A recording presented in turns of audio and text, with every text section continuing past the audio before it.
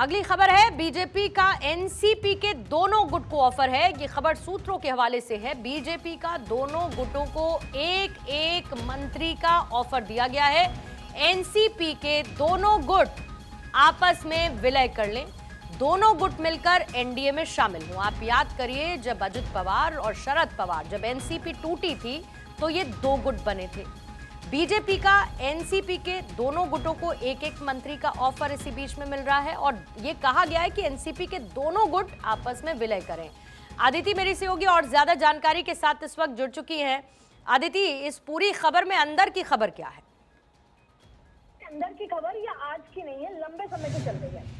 और देखिए, पहले अजीत दादा नहीं चाहते थे, शरद पवार चाहते थे, शरद पवार नहीं चाहते थे, शरद पवार चाहते थे, चाचा भतीजा है। लेकिन सुप्रिया सूले का रोल क्या होगा? सुप्रिया सूले हमेशा दिल्ली की राजनीति में थी, शरद पवार अपने आप को स्टेट की राजनीति में जाते थे, अजीत पवार अपने आप को स्टेट की राजनीति, भाई बहन। अब देखिए, कुल मिला के बॉटम लाइन समझते हैं। ऐसा नहीं है कि ये पहले कई बार नहीं हुआ, पहले भी कई बार हुआ कि शरद पवार और अजीत पवार एकजुट हो जाएंगे। आपको याद होगा, सुबह सुबह एक दिन शपथ ली गई थी जिसमें देवेंद्र फडणवीस थे मुख्यमंत्री और अजीत पवार ने डिप्टी सीएम की शपथ ले ली थी। पैरों तले जमीन खिसक गई थी और फिर कुछ ही घंटों में सरकार गिर गई थी। फिर अजीत पवार कई बार आए गए हुए। अब कुल मिलाकर माना जा रहा है, देखिए, बीजेपी और एनडीए की तो मजबूरी ये है कि उसको 361 नंबर लाने हैं जिससे महिला आरक्षण और डिलिमिटेशन हो जाए। अब अगर एनसीपी एक साथ आती है तो दो बातें समझिए।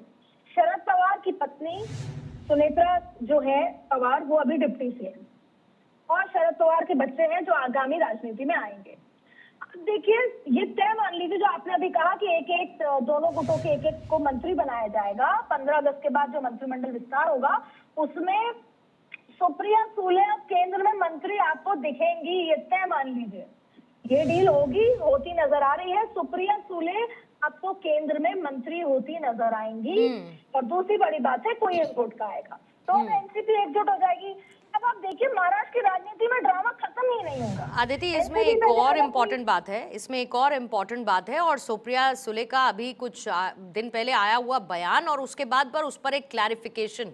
और आप याद करिए, डिलिमिटेशन, महिला आरक्षण को लेकर कि अगर ये संशोधन शामिल रहा तो हम सपोर्ट करने पर विचार कर सकते हैं, तो वो भी एक प्लस पॉइंट रहेगा बीजेपी के लिए। देखिए, वही संकेत था, तभी बातचीत हो गई थी। संकेत, ये जो आज खबर जो छनकर बाहर आई है वो पहले ही पक चुकी थी, क्योंकि उनका ये कहना कि अगर 50% इक्वली बढ़ाएंगे सभी राज्यों में तो हमें कोई ऐतराज नहीं। फिर उन्होंने कहा कि नहीं, मेरा कहने का वो मतलब नहीं था। तो याद, असल मुद्दा ये है पूर्णिमा जी कि पहले भी अमित शाह संसद में ही बोल चुके हैं कि सभी जगह 50% होगा। और देखिए, इसी में मजेदार बात है, अगर सेंसस के हिसाब से होगा तो कई राज्यों को नुकसान होगा, खासतौर पे दक्षिण, क्योंकि वहां पर आबादी कम है और आबादी कम की गई है वहां पर। तो ये पूरा सरकार का चलाया गया अभियान था। तो वहां पर अगर सेंसस के हिसाब से होगा, यानी कि अगर वो जिद करते हैं कि 2011 नहीं 2026 के सेंसस के हिसाब से किया जाए, तब तो दक्षिण भारत को नुकसान हो जाएगा। अगर 50% है तो अनुपात सेम रहेगा। और इसी फॉर्मूले पर अमित शाह ने सभी गुटों को लेकर आए हैं। कुल मिलाकर अब उद्धव ठाकरे अभी क्या सोच रहे होंगे पूर्णिमा, ये जरूर आप बहुत फरमाइए कि भाई सत्ता है, सत्ता के साथ मैं हमेशा जाता हूँ, मैं भी शिंदे ग्रुप के साथ चला जाऊं और मैं भी केंद्र में मंत्री बन जाऊं। या और सबसे बड़ी बात अदिति, तो पूरा विपक्षी अभी शायद इस खबर के बाद ये सोच रहा होगा कि बड़ी मुश्किल है राह पनघट की, और खास तौर पर डिलिमिटेशन को लेकर जो इनका विरोध था और अभी के सेशन में उसे लेकर जो विरोध करने की पूरी स्ट्रैटेजी उन्होंने की थी, उनके लिए भी एक बड़ा डेंट दिख रहा है। अदिति, शुक्रिया आपका जानकारी के लिए।